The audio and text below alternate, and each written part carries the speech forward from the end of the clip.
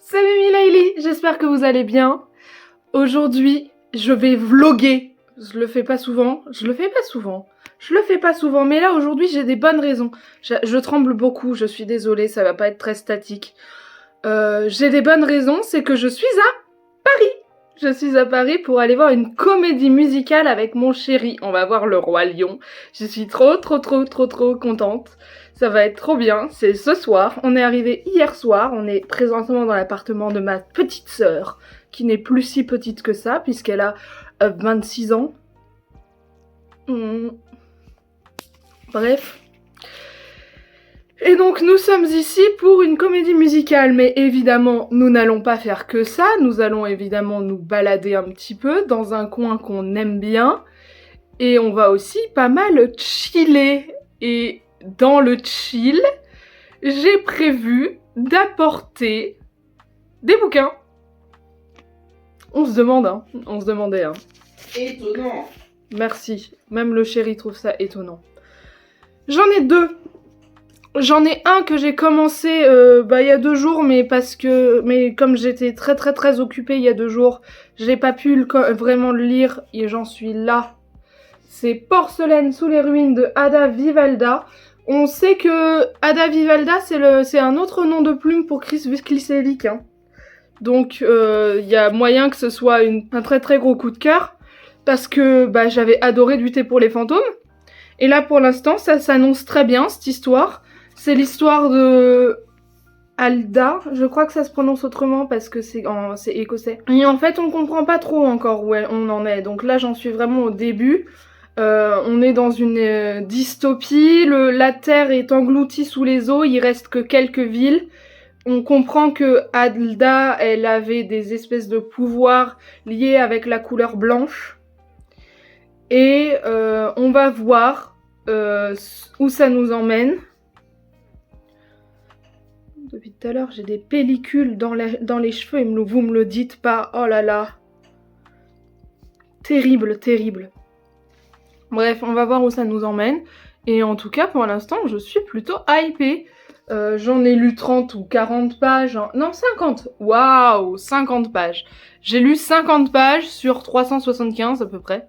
Donc on en est vraiment au début, mais je suis assez plutôt, contente. Voilà.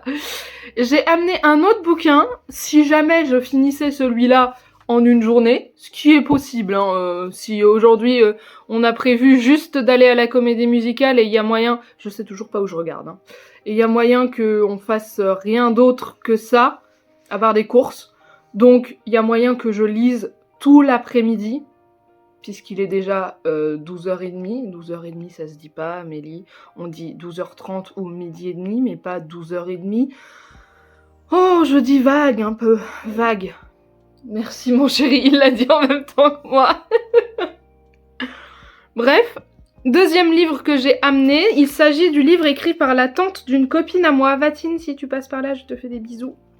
Qui s'appelle Mon futur en replay de donc Louise Révor. On va voir ce que ça donne. Imaginez-vous être une fille normale mais indécise, subitement abandonnée par vos parents à l'âge tendre de 17 ans et 10 mois, et là votre meilleur ami vous colle un casque sur la tête en vous disant qu'un logiciel révolutionnaire Aléas va vous faire découvrir les multiples chemins que peut prendre votre avenir. Vous y croiriez-vous ? Et voilà. Donc ça a l'air d'être le pitch. Je sais pas ce que je vais en penser, on va voir. Je sais que comme c'est une copine qui me l'a prêté et que c'est sa tante qui l'a écrit, j'ai vraiment très envie que ça me plaise. Je suis pas sûre que ce soit mon type de lecture, mais écoutez, c'est bien aussi de sortir des sentiers battus. Voilà. Que dire de plus ? Ah ! J'ai fait un petit phoque en crochet. Attendez, je vous le montre parce qu'il est trop mignon. Petit phoque en crochet avec ses petites lunettes de plongée. Regardez-moi cette douceur. Hein ? Et sa bouée. Et sa bouée. Il a une petite bouée.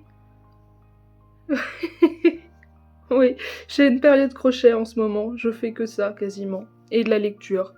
Et d'autres trucs. En fait, je fais pas que ça du tout. Voilà.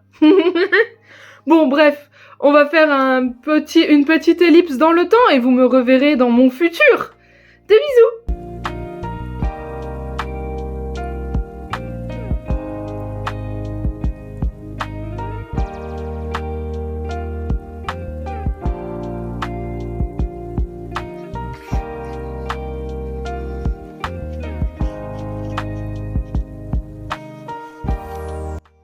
Hello les petits amis. Alors, je se fous de ma gueule. Il y a un chéri qui se fout de ma gueule en face de moi. Si. J'ai avancé d'une 50aine de pages. Je pensais faire plus, mais j'ai fait une sieste. Voilà, on connaît. Enlève complètement la clé. Voilà. Il est fatigant. J'ai avancé un petit peu dans la lecture du coup. Et je dois dire que j'aime beaucoup. Alors l'histoire de Alba, c'est qu'en fait elle veut sauver l'archipel sur lequel elle a élu domicile. C'est une immortelle et c'est une ancienne génie. On ne sait pas encore exactement ce que ça veut dire. On sait qu'elle a des pouvoirs avec le blanc, donc elle était génie de l'Immaculée. Et Alba, elle a pris possession en fait d'un archipel par la force des choses et elle veut sauver ses habitants. Et pour sauver ses habitants, il faut construire des digues. Sauf qu'elle n'a pas les ressources nécessaires pour construire des digues, donc elle doit faire une alliance avec l'archipel voisin. Évidemment, l'émissaire envoyé par l'archipel voisin est détestable. Et peut-être que ça va se transformer petit à petit. Mon chéri se fout de moi. Non, je me fous de la gueule du livre. Oui, mais c'est toi qui me l'as offert. Merde. Voilà. Et du coup, on va voir petit à petit la relation entre Alba et Létor. Un ennemi to lovers? Oui, exactement. Waouh. Voilà, on va voir la relation avancer, etc. Je vous avais quitté au moment juste avant en fait que Létor arrive sur l'île. Donc forcément, je savais pas trop où ça nous emmenait. Là maintenant, c'est très clair et net, on est purement dans la romantaisie. Ce dont je doutais un petit peu au départ, et en fait, on est purement là-dedans. Voilà, pour l'instant, j'accroche beaucoup à la lecture, je les trouve tous les deux détestables l'un envers l'autre, donc l'Enemy to Lovers marche très très bien, et puis on va voir où ça nous emmène. Là, on va aller faire un tour, et puis ensuite on va aller voir la comédie musicale pour laquelle on était venu sur Paris, et puis voilà, une bonne avancée. Bisous.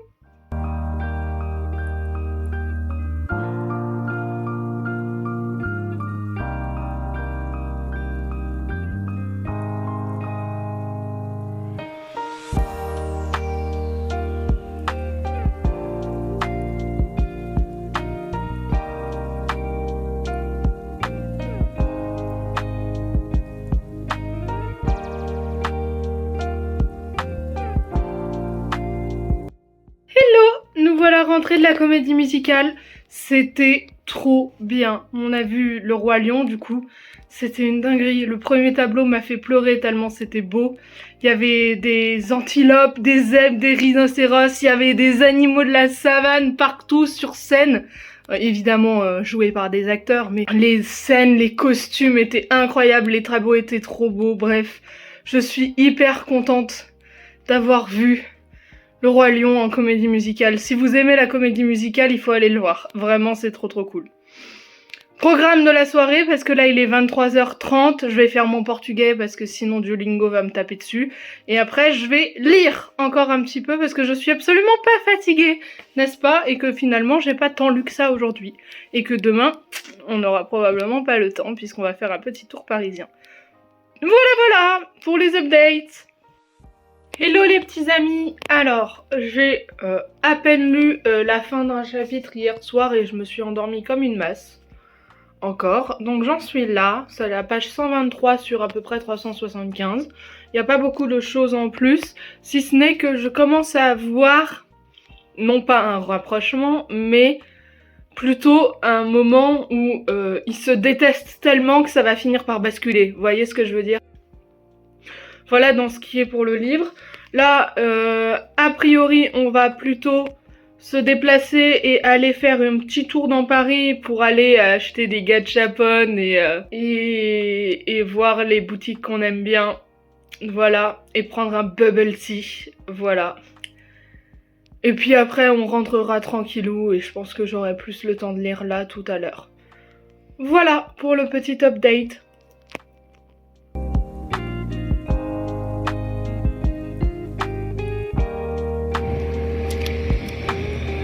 Oupsie.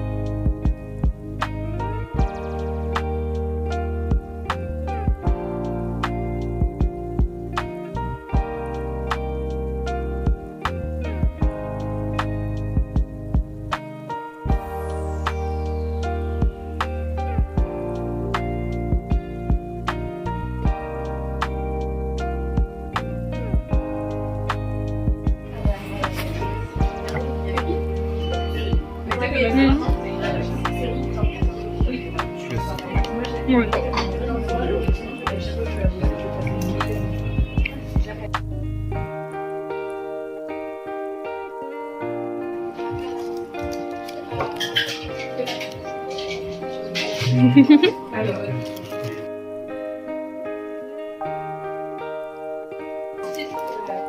Oh.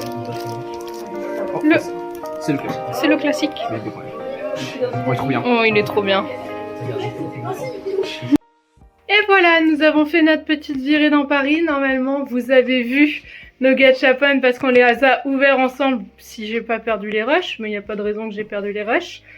Guillaume est trop content de son petit Totoro bilboquet. Alors c'est ça un bilboquet? Ou c'est... Je ne sais plus comment ça s'appelle, les trucs qui bougent comme ça. Voilà. Et moi je suis très contente parce que regardez l'armée de pins que j'ai sur moi. J'en ai 3 nouveaux. Il y a Cendrillon, ici. Voilà, il est trop beau. Il y a un personnage d'un jeu que d'un Disney que je n'ai pas vu. Mais que je trouvais beau. Voilà. Et il y a la petite tasse dans La Belle et le Clochard. Non, La Belle et la Bête. La Belle et le Clochard, c'est pas ça. Et voilà. Du coup, je trouve que j'ai beaucoup trop la classe comme ça. Voilà, avec un petit charme Totoro. Et beaucoup trop de pins. Je me sens trop moi-même. Voilà. Maintenant, objectif lecture. Il est 17h30, on est parti assez tôt. Il est 17h30, donc objectif lecture toute la soirée. Let's go!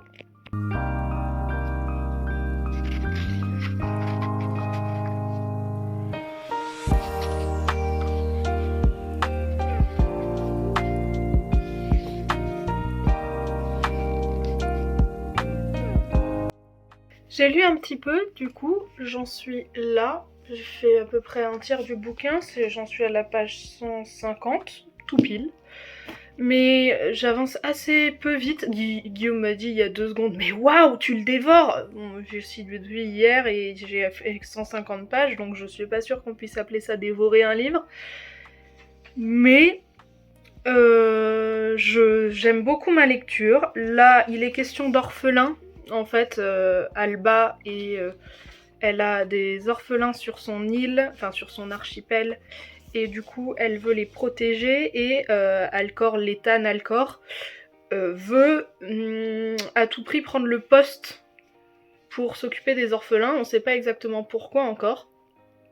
Et ce qu'il y a, c'est que on sait que Alba a besoin d'un professeur pour les orphelins, mais n'est pas prête à les confier à Alcor parce qu'elle n'a pas du tout confiance en lui. Voilà, on en est là. Sauf que Alcor a fait la rencontre des orphelins et les orphelins l'adorent. Évidemment, sinon c'était pas drôle. J'aime beaucoup ce que je suis en train de lire, mais là j'en ai un peu marre de lire. Waouh, incroyable! Donc je vais faire de la broderie. Ouais, on va se lancer là-dedans. Il est à peu près 21 h. J'avance pas très vite, hein, comme vous le voyez du coup, parce que j'ai encore fait une sieste, qui donc est étonnée, certainement pas moi. Voilà, j'ai encore fait une sieste, donc je vais lire un peu et puis vous montrer une petite vidéo de tous les trésors qu'on a reçus aujourd'hui. Alors, petit tour d'horizon de nos beautés. Ici, vous avez un artbook choisi par Guillaume, parce que mon chéri s'appelle Guillaume si vous ne l'aviez pas suivi. Et mes 3 pins que j'ai gagnés, je vous les montre en détail ici. Voilà. L'artbook est sous blister, donc je lui laisserai l'honneur et le privilège de l'ouvrir.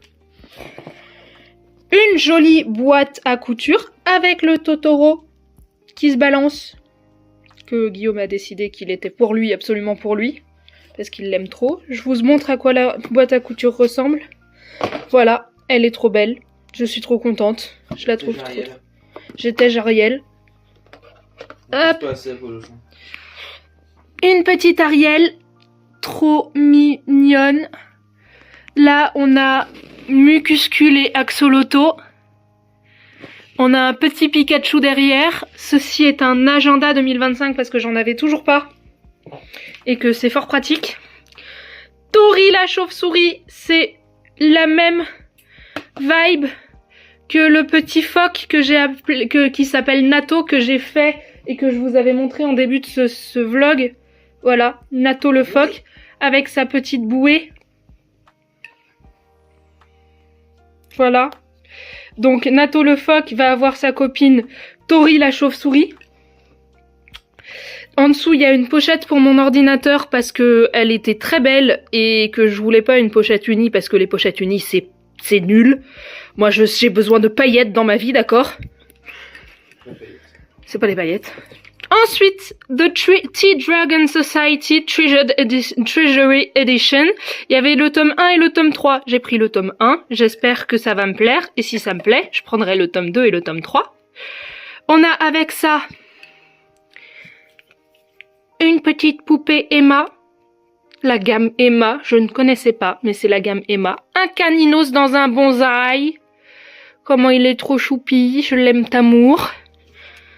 On a une autre petite poupée de la gamme Emma. Voilà. Un méthane qui a cassé de glace, qui a cassé le plastique plutôt que du verre. Et il est tombé. Non, il n'est pas tombé. Non, il n'est pas tombé. Des stickers Emma parce que du coup j'ai acheté 2 trucs de la gamme Emma et alors on m'a offert des stickers avec. Et puis ce joli livre. Voilà, ce sont nos beautés de notre petit tour parisien.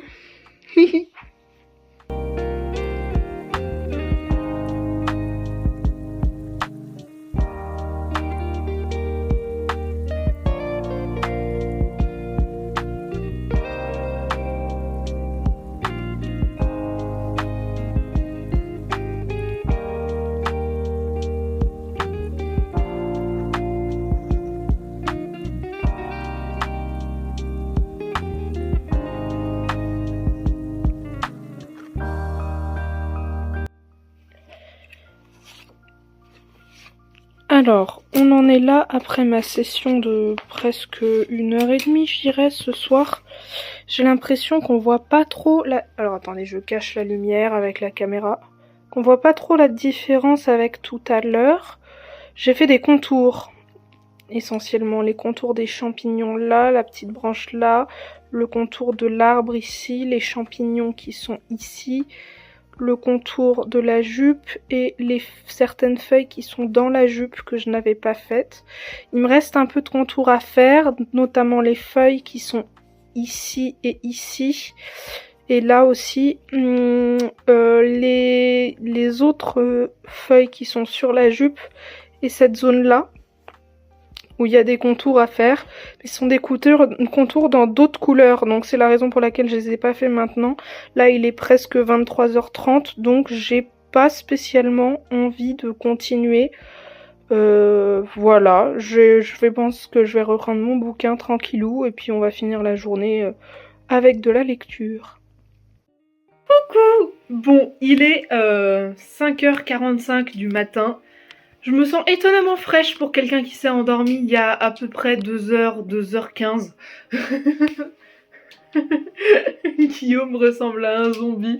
Il est en train de me faire Thriller de Michael Jackson. Ça va, c'est qu'il a du sens de l'humour. Je pense que je vais peut-être pas faire long feu dans le train. Par contre, il y a moyen que je lise un peu, mais il y a surtout moyen que je dorme. Voilà. Au pire, je clôturerai le vlog chez moi. Voilà.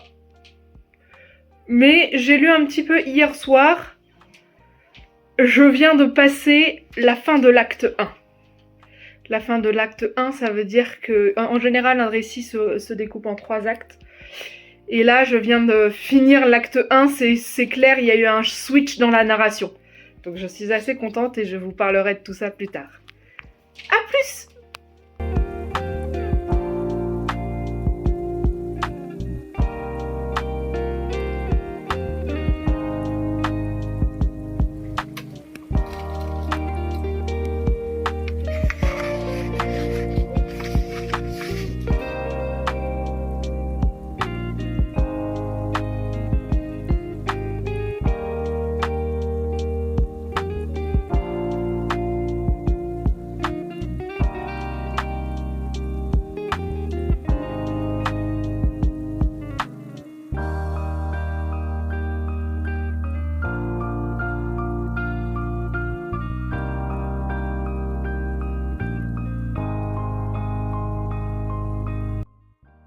Et voici, me voilà pour clôturer ce vlog, arrivé chez moi, il est quasiment 13h. On a pris un Ouigo train classique de 4 heures, c'est pour ça, et en plus on a mangé des ramen sur le chemin. Donc forcément on a mis du temps à rentrer chez nous. Je suis très contente de ce petit vlog, écoutez, je suis très contente de cette petite virée parisienne. Non seulement parce qu'on a eu plein de très jolies choses, aussi parce que même si j'ai pas fini le livre, j'en suis à plus de la moitié, je suis à la page 210. On a passé le point médian. Là il se passe un turnover, un truc comme ça. Je sais pas si ça se dit en fait. Je peux pas trop en parler parce que sinon ça risquerait de spoiler ceux qui veulent le lire, et moi je vous conseille de le lire. Même si la romantaisie est pas vraiment votre genre de prédilection, c'est très slow burn, ça prend beaucoup son temps, il y a beaucoup de enemies. Là on est encore dans la phase où ils sont enemies, donc on n'est pas encore dans la phase lovers, vous comprenez ce que je veux dire? Voilà, sinon très chouette, très contente. J'ai fini un petit phoque en crochet, j'ai fini une petite broderie, voilà. Il faut aussi que je vous parle du fait que pour mes BL qui vont être proposés en tant que moi, c'est-à-dire on n'est pas pro parce que on n'a pas de certificat de bêta lecture, parce que ça n'existe pas, je ne suis pas correctrice non plus, mais j'ai été formée par une correctrice bêta lectrice pro, donc, qui s'appelle Marine Duchemin. Si vous avez besoin de corriger un manuscrit, allez la voir, elle est hyper quali et hyper précise dans ce qu'elle dit. Et elle m'a formée à la BL en regardant Shutter Island, c'était un très bon film pour former à la bêta lecture. Bref, pour les processus narratifs, tout ça, on en reparlera. Je vais pas faire le travail de Marine, parce que je vais pas empiéter sur son territoire. Mais je parlerai de c'est quoi une bêta lecture et qu'est-ce qu'il faut, sur quoi il faut se pencher en fait quand on propose son manuscrit en BL. Voilà. Je crois que j'ai à peu près tout dit. Je suis très contente de cette petite virée. J'ai bien avancé dans ma broderie. J'ai dû... Mine de rien, hein, j'ai compté tout à l'heure, il y a 56 points différents. Donc des demi-points, des points de croix, du point arrière, du passepoil, des points avec des perles. Et tout ça en 1-2 couleurs jusqu'à 1 à 4 brins. Donc ça fait 56 points différents. Et je pense que mine de rien, pour le premier quart de la... J'allais dire de la tapestry, mais c'est pas du tout de la tapestry, c'est du cross-stitching, n'est-ce pas? J'y ai passé à peu près entre 300 et 400 heures, je dirais, un truc dans ce genre-là. Donc c'est chronophage. Je l'avais commencé pour le confinement, pour la petite anecdote, et je l'ai mis en pause pendant plus de 2 ans et demi, 3 ans, parce qu'elle me sortait par les yeux à force de la faire tout le temps. Et là je suis hyper motivax pour la continuer, parce que j'ai plein de projets couture qui sont venus se rajouter grâce au super salon des arts créatifs d'Orléans auquel je suis allée avec ma maman et mon chéri. Et du coup j'ai plein de nouveaux projets, donc j'ai envie d'avancer sur ceux que j'ai en cours. N'hésitez pas à me dire si ça vous intéresse pas, mes trucs sur les travaux manuels, mais j'ai cru comprendre que les gens qui lisaient beaucoup aimaient bien les travaux manuels. Je sais pas pourquoi il y a une corrélation, mais il y a l'air d'y avoir une corrélation. Donc écoutez, n'hésitez pas à me dire si ça vous plaît que je vous montre les avancées de mes petits projets. Et puis on se retrouvera la semaine prochaine pour une nouvelle vidéo. Voilà, ciao ciao. J'ai même pas fait mon outro. Donc je vous souhaite à tous et toutes une bonne vie, des belles rencontres, qu'elles soient livresques ou non, et je vous fais des bisous. Ciao.